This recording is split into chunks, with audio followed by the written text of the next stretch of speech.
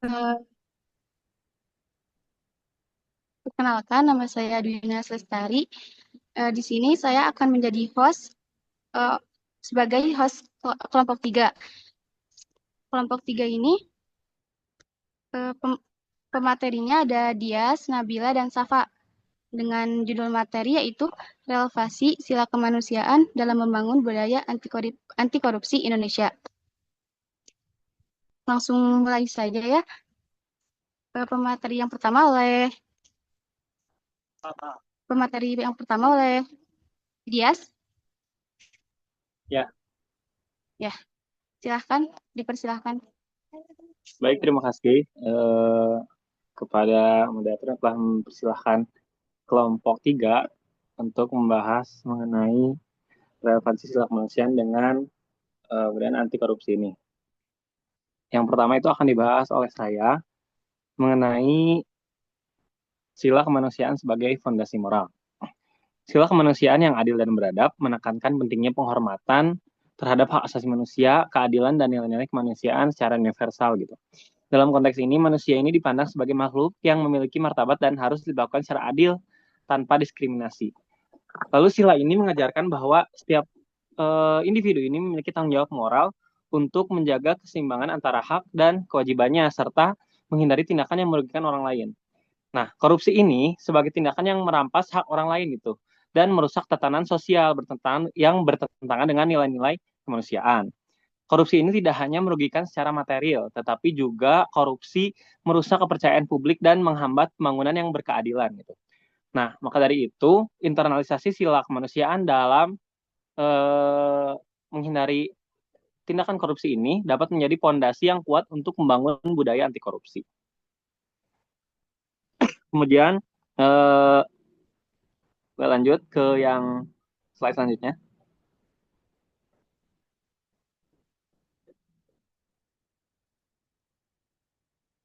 Oke.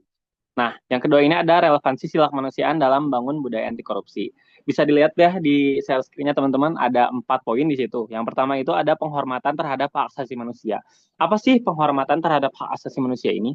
Nah, jadi kan korupsi itu seringkali mengabaikan hak-hak dasar masyarakat ya, seperti hak atas pendidikan, kesehatan, dan kesejahteraan, dan lain sebagainya gitu. Nah, dengan mengedepankan sila kemanusiaan ini, setiap individu ini diajak untuk menyadari bahwa korupsi ini adalah pelanggaran gitu terhadap hak asasi manusia. Nah, kesadaran ini dapat mendorong masyarakat untuk menolak praktik korupsi dan mendukung upaya pemberantasan korupsinya itu tersendiri gitu. Lanjut ke poin yang kedua, itu ada keadilan sebagai prinsip dasar. Nah, maksudnya ini apa?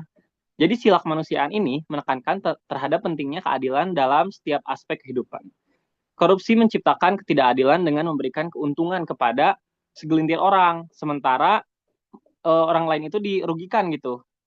Sebagian lainnya itu dirugikan. Nah, keuntungan pada segelintir orang ini dengan menginternalisasi nilai keadilan, masyarakat dapat menjadi lebih kritis gitu terhadap praktik korupsi dan mendorong terciptanya sistem yang transparan dan akuntabel. Kemudian lanjut ke poin yang ketiga, itu ada tanggung jawab moral. Sila kemanusiaan ini mengajarkan kepada kita bahwa setiap individu ini memiliki tanggung jawab moral untuk berkontribusi pada kebaikan bersama. Dalam konteks ini, anti korupsi, tanggung jawab ini dapat diwujudkan melalui tindakan seperti melaporkan tindakan korupsi, menolakkan suap, dan mendukung lembaga-lembaga anti korupsi. Yang mana itu tindakan-tindakan tersebut itu dapat membangun budaya anti korupsi secara langsung gitu. Kemudian lanjut kepada poin yang keempat, itu adalah pendidikan karakter berbasis Pancasila. Nah, ini salah satu poin yang penting, teman-teman. Jadi pendidikan karakter ini yang mengintegrasikan nilai-nilai Pancasila, khususnya pada sila kemanusiaan gitu.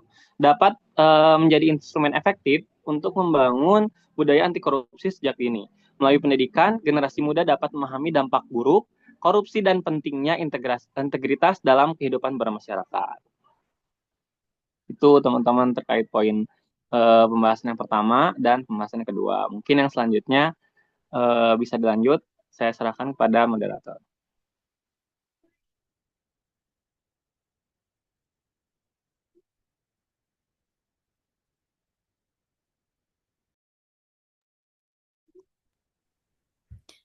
Korupsi sebagai pelanggaran terhadap kemanusiaan.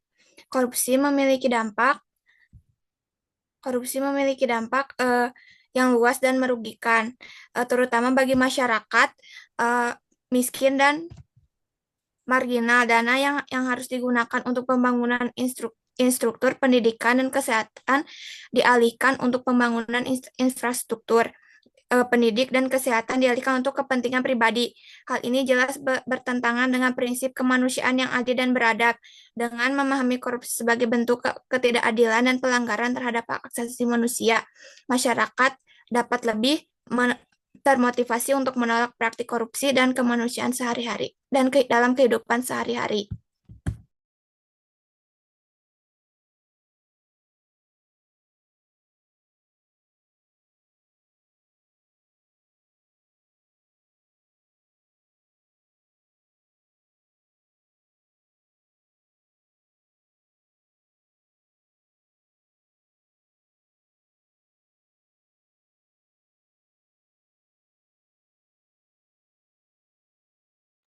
Selanjutnya, membangun kesadaran kolektif.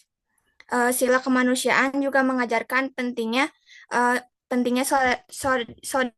solidaritas dan kepedulian sosial. Dalam membangun kebudayaan anti korupsi, nilai ini dapat diwujudkan melalui pendidikan karakter yang menanamkan rasa tanggung jawab terhadap sesama. Pendidikan anti korupsi harus dimulai sejak dini, baik di sekolah maupun di lingkungan keluarga.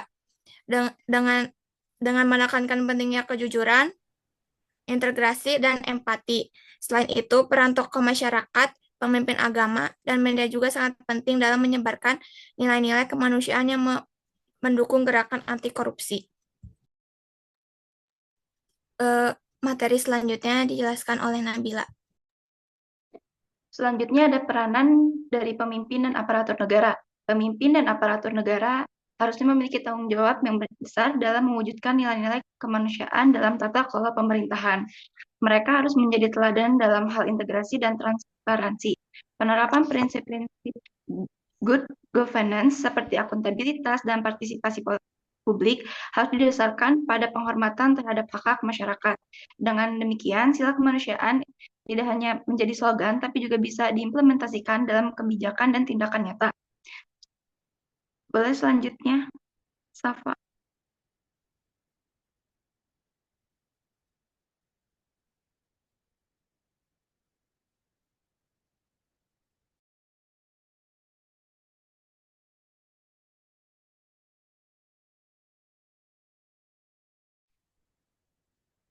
Selanjutnya ada tantangan dan strategi implementasi. Meskipun sila kemanusiaan memiliki potensi besar dalam membangun budaya anti korupsi, implementasinya tidaklah mudah. Ada beberapa tantangan. Yang pertama ada budaya patriarki dan nepotisme. Praktik korupsi seringkali diperarah oleh budaya nepotisme dan kolusi yang masih kuat di Indonesia. Selanjutnya ada lemahnya penegakan hukum. Tanpa adanya dukungan penegakan hukum yang kuat, itu akan ada upaya membangun budaya anti korupsi akan sulit tercapai. Dan yang terakhir ada kurangnya kesadaran masyarakat. Masih banyak masyarakat yang menganggap korupsi sebagai hal yang biasa atau tidak merugikan secara langsung. Adapun cara mengatasi tantangan tersebut, yang pertama, yang pasti ada peningkatan kesadaran masyarakat melalui kampanye dan sosialisasi yang masih pasif tentang dampak korupsi dan pentingnya nilai-nilai kemanusiaan. Yang kedua, ada penguatan lembaga anti korupsi, yaitu memberikan dukungan penuh kepada lembaga seperti KPK untuk menjalankan tugasnya secara independen. Dan yang terakhir, ada integrasi nilai Pancasila dalam kurikulum pendidikan, seperti memastikan bahwa nilai-nilai Pancasila, termasuk sila kemanusiaan, itu diajarkan secara praktis dan kontekstual. Mungkin segitu materi yang saya sampaikan. Saya akan kembalikan lagi kepada moderator. Baik, terima kasih kepada pemateri. Selanjutnya, ada yang mau menambahkan dari materi yang disampaikan oleh kelompok 3?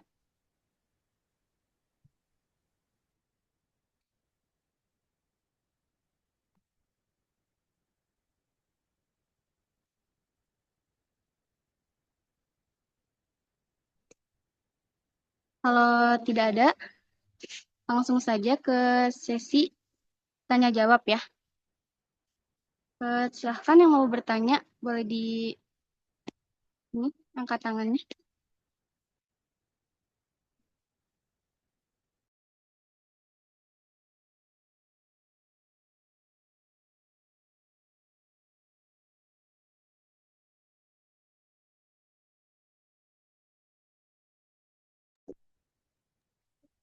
Aku mau izin bertanya. Boleh?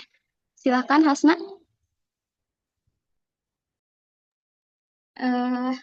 Apakah ada kebijakan negara yang secara konkret mengaitkan Pancasila dengan strategi nasional pemberantasan korupsi?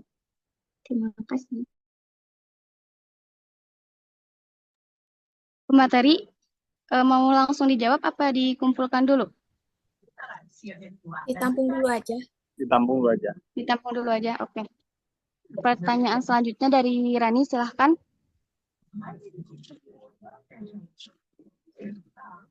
Baik, izin bertanya. Apa hambatan terbesar dalam menerapkan nilai kemanusiaan untuk memberantas korupsi?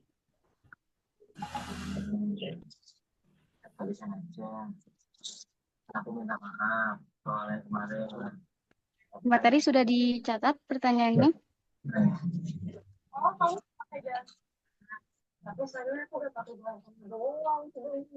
Ada lagi yang mau bertanya? Aku. Boleh, silahkan Selvi. Baik, izin bertanya untuk kelompok 5. Bagaimana prinsip kemanusiaan yang adil dan beradab dalam Pancasila dapat dioperasionalkan sebagai kerangka etis untuk mencegah praktik korupsi di Indonesia?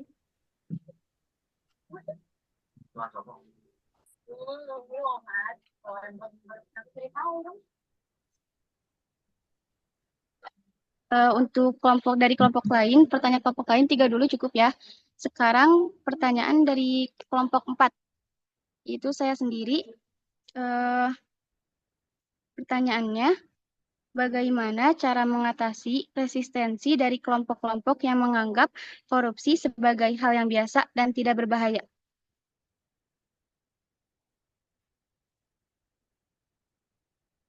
Sudah?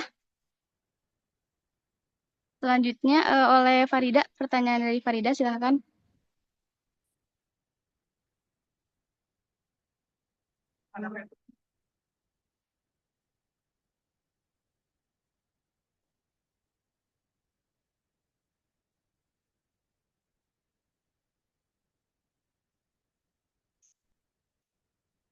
Farida.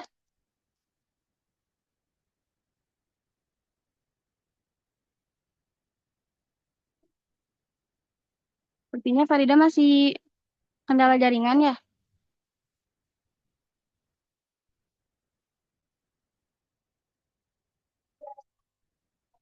Untuk pemateri mau segitu dulu apa mau ada tambahan pertanyaan lagi?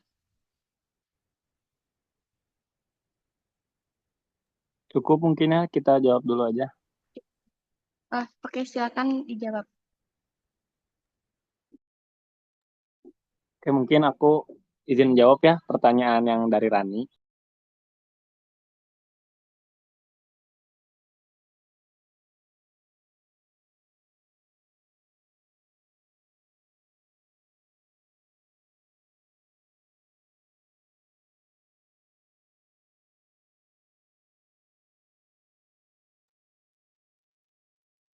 Tadi ke mute ya?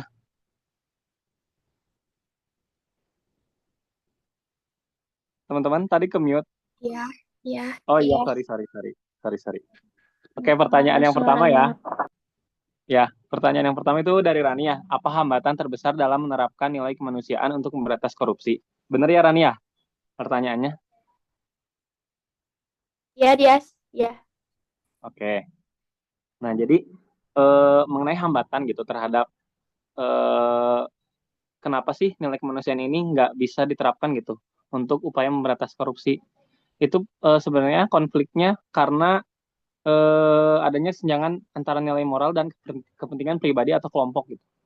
Jadi korupsi ini sering terjadi karena pelaku korupsinya ini sering mengabaikan nilai-nilai kemanusiaan seperti keadilan, empati, dan tanggung jawab gitu. Demi memperoleh keuntungan pribadi. Jadi balik lagi kepada kesadaran gitu.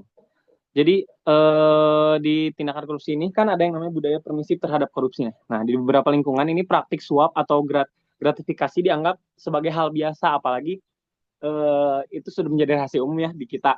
Kalau misalnya orang-orang yang punya jabatan gitu, punya jabatan di atas itu, mereka lebih mengedepankan keuntungan buat pribadinya sendiri gitu. Kemudian yang kedua itu ada rendahnya kesadaran etis. Nah, sama ini juga. Jadi gimana ya?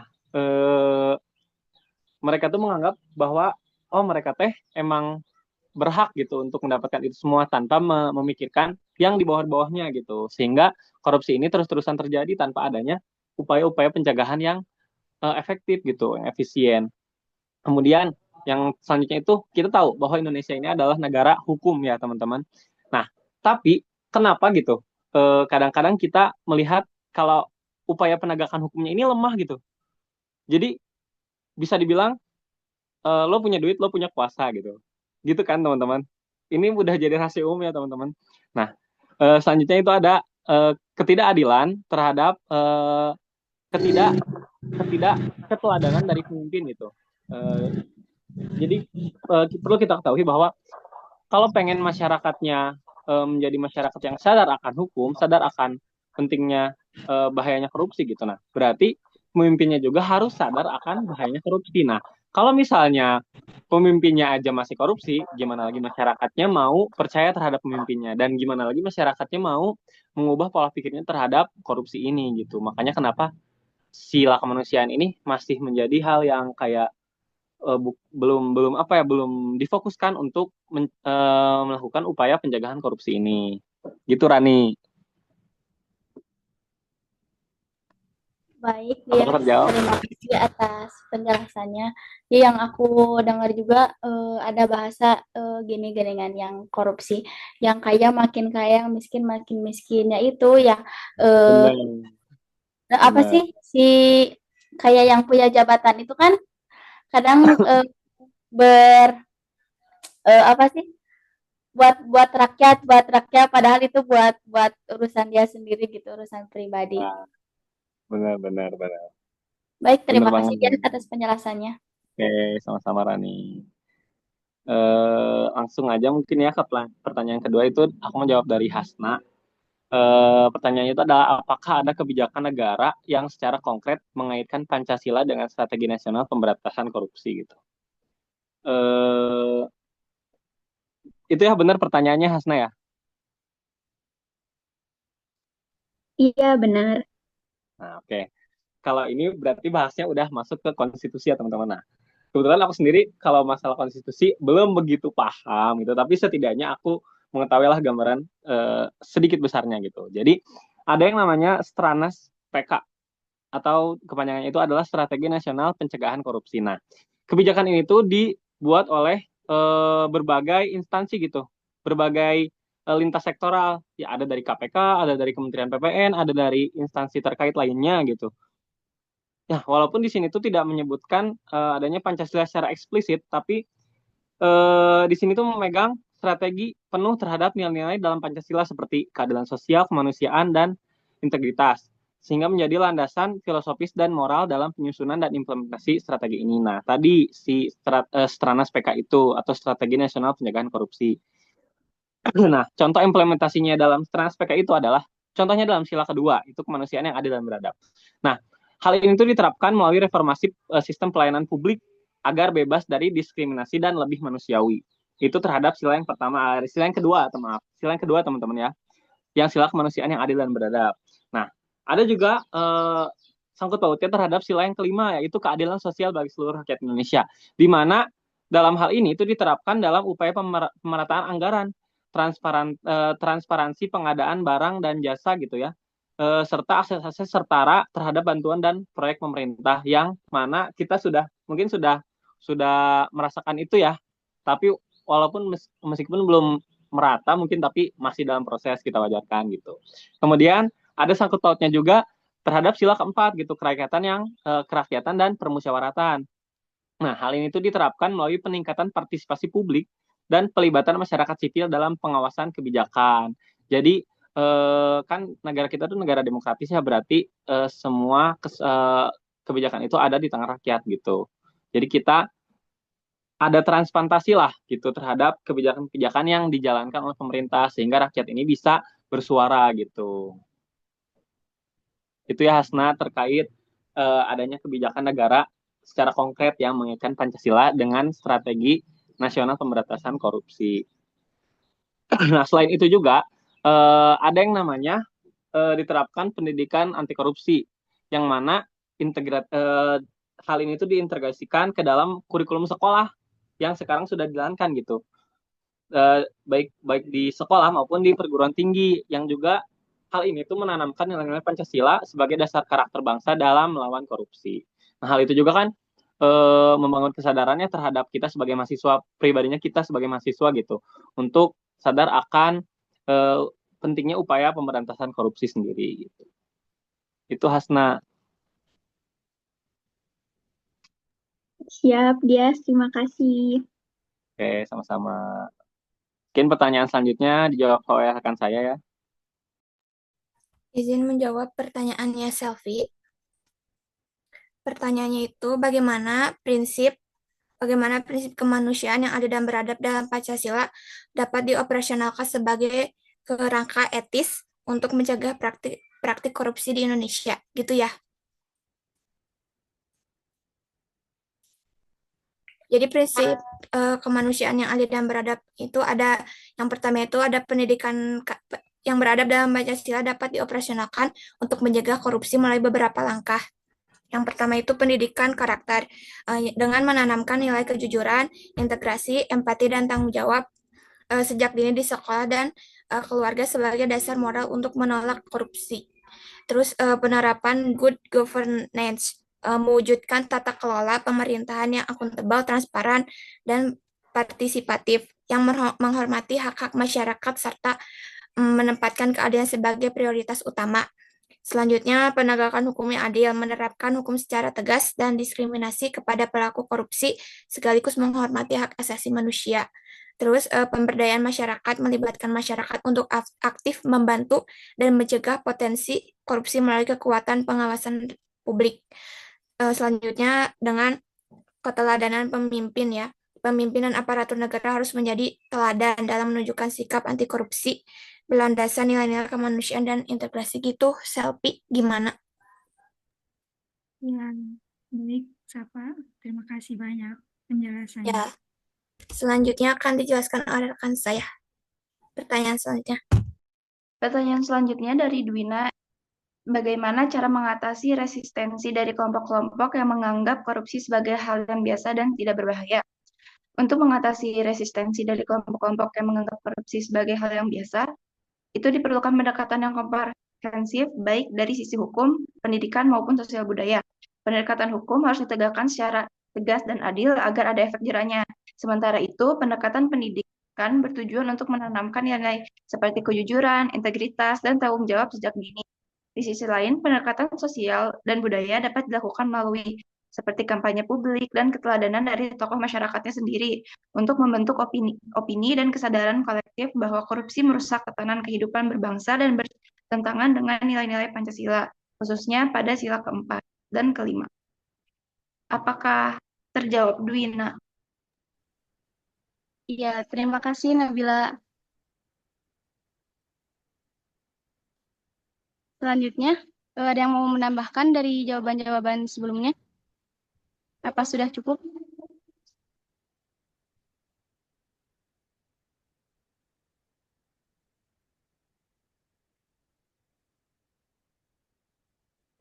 Jika sudah, kesimpulan yang dapat saya ambil dari kelompok 3 ini, sila kemanusiaan yang beradab memiliki relevansi yang kuat dalam upaya membangun budaya anti korupsi di Indonesia. Nilai-nilai yang terdapat ini seperti penghormatan terhadap hak asasi manusia, keadilan, dan tanggung jawab moral dapat menjadi landasan etis untuk korupsi. Namun, upaya ini harus didukung oleh komitmen bersama dari seluruh elemen masyarakat, pemerintah, dan lembaga-lembaga terkait. Cukup dari saya. Selanjutnya, pemaparan dari Bapak. Mohon maaf. Oke. Yang nggak hadir siapa aja nih? Hmm?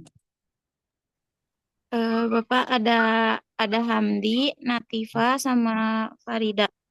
Oke. Tolong tulis di grup itu biar biar apa biar jelas. Ya. Di grup yang grup PJ berarti Bapak. Di grup ini aja, di grup kelas kamu, Oh iya. biar ketahuan yang hadir dan tidak hadirnya siapa.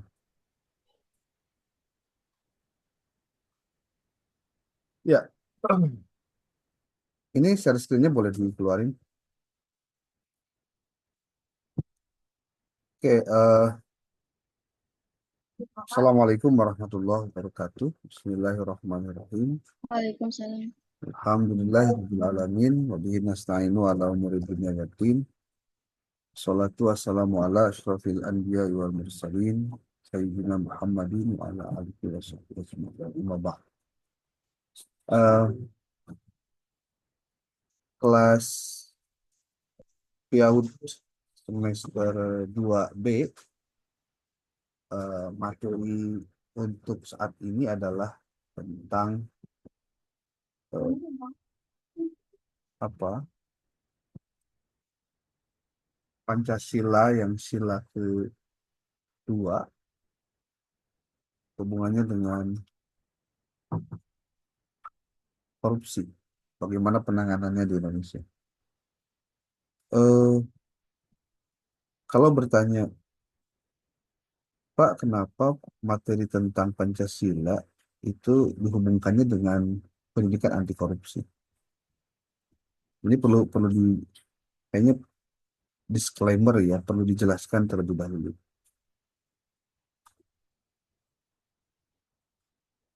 Korupsi itu sudah jadi pekerjaan yang sepertinya bukan berdosa, karena dianggap dia menyelamatkan diri sendiri. Dianggap bahwa orang yang korupsi itu bukan karena persoalan dia serakah, tapi parahnya lagi, orang-orang itu tidak menyadari bahwa sebenarnya yang dilakukannya adalah salah. Nah, keterkaitan dengan Pancasila seperti apa? Kok pandangan terhadap Pancasila selalu dihubungkan dengan bagaimana pendidikan anti korupsi? Sebagai sebuah penyakit yang salah, salah dan susah untuk di apa? Diberantas, karena memang menganggap bahwa melakukan korupsi itu bukan sebuah kesalahan. Korupsi itu seperti orang halnya meraih atau mendapatkan hak yang tidak dia dapatkan dengan cara mengambil punya orang lain. Ini kenapa sebabnya kita perlu mendekatkan mata kuliah apapun dengan pendidikan anti korupsi.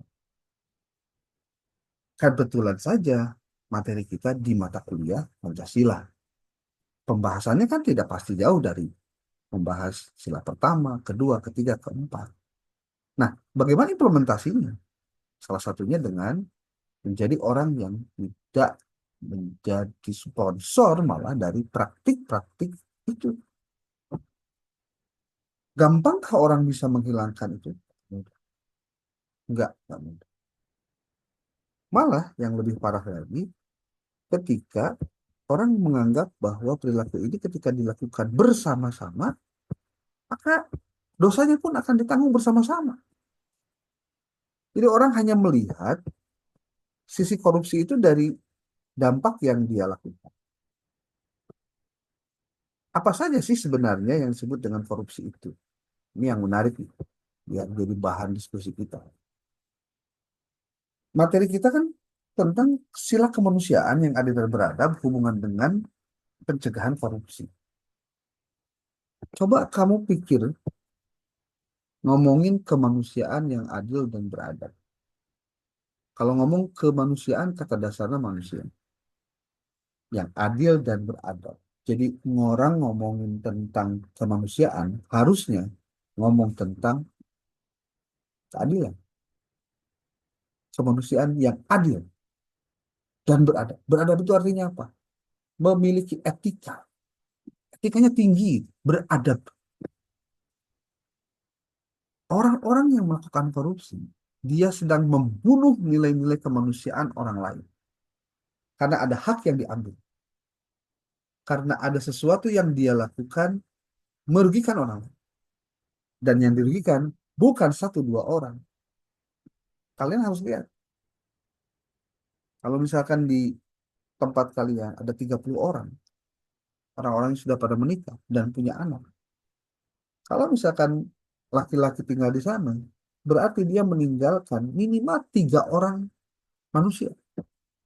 Satu anaknya, satu satu istrinya, dan 2 anaknya kalau anaknya 2. Meninggalkan itu tidak mudah.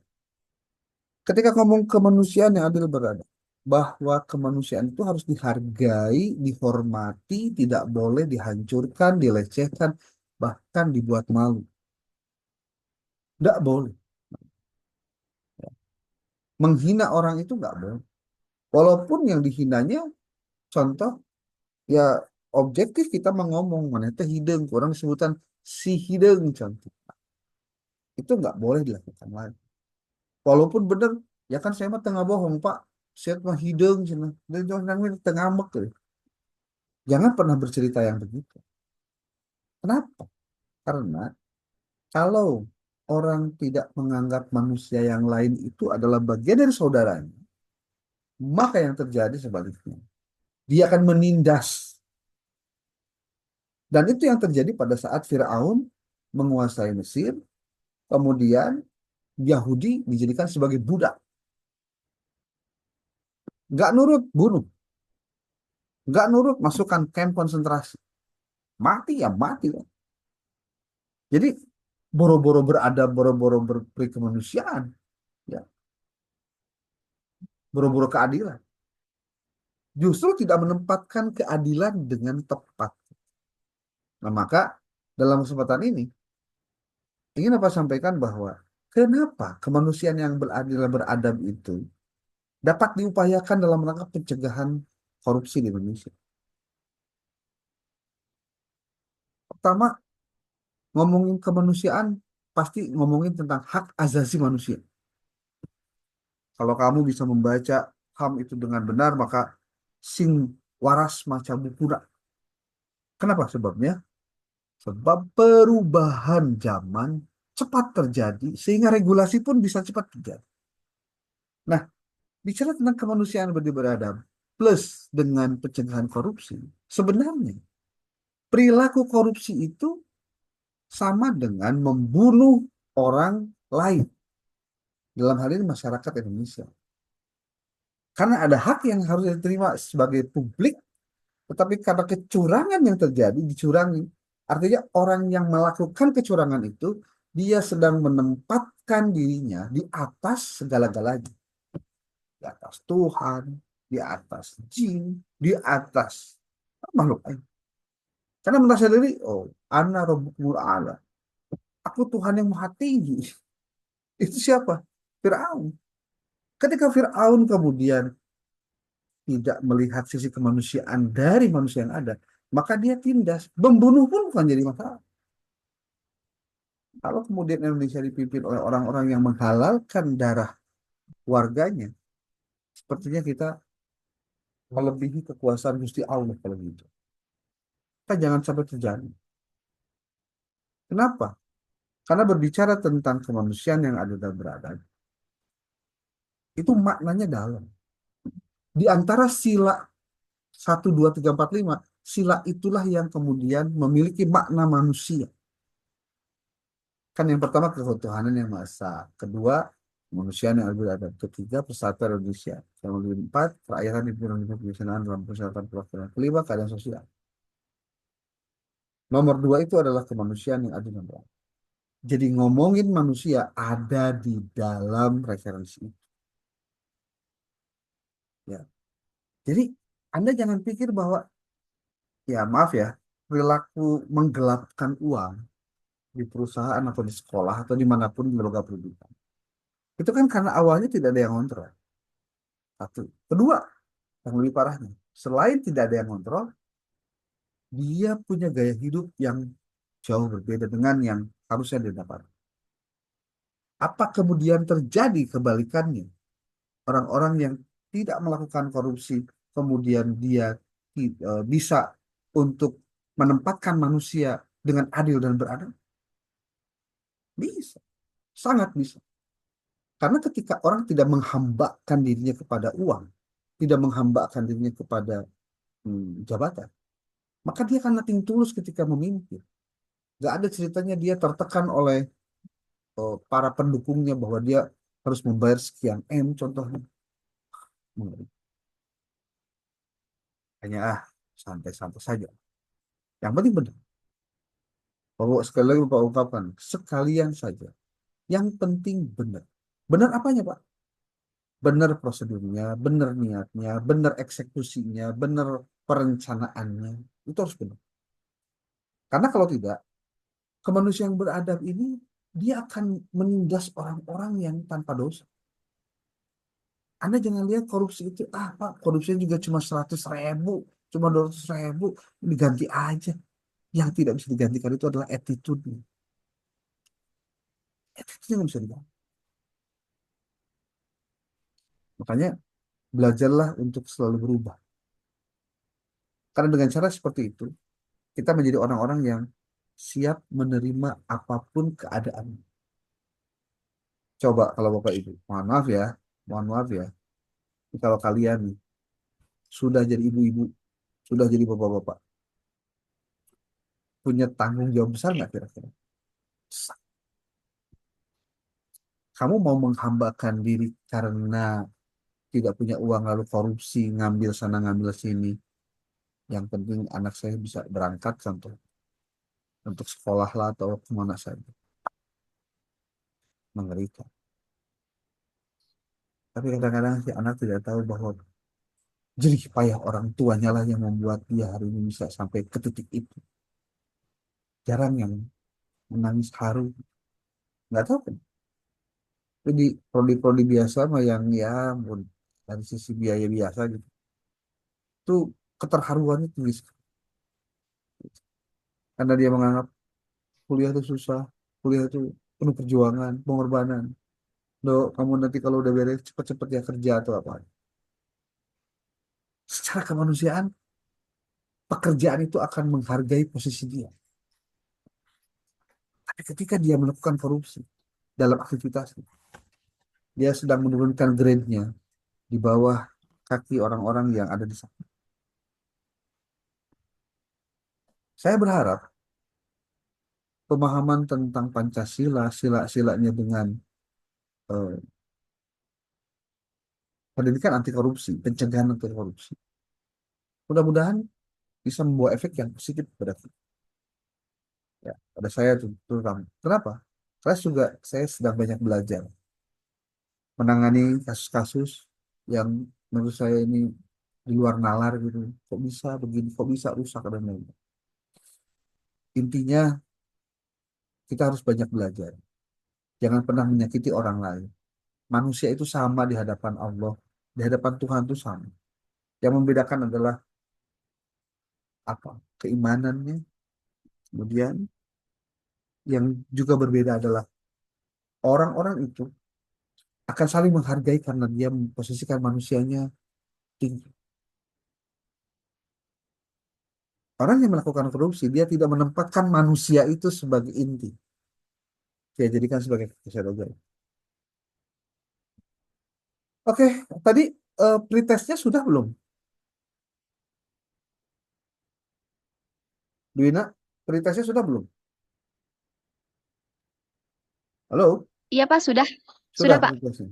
Oke, sekarang masih ada waktu, masih panjang waktunya untuk bisa kalian Iya. melakukan post test. Minggu depan kita perkuliahan tatap muka. Ini juga pertemuan pertama tatap muka dengan kalian. Pastikan kalian dalam kondisi sehat walafiat, ya. Jangan sampai sakit. Tolong PJ tuliskan yang tidak hadir di grup, ya. Oke, itu saja. Terima kasih sudah mau bergeser waktu karena memang ada persoalan-persoalan lain. Yang penting semua berjalan sesuai dengan rencana. 16 kali pertemuan harus berjalan. Oke, bila itu. Assalamualaikum warahmatullahi wabarakatuh. Waalaikumsalam.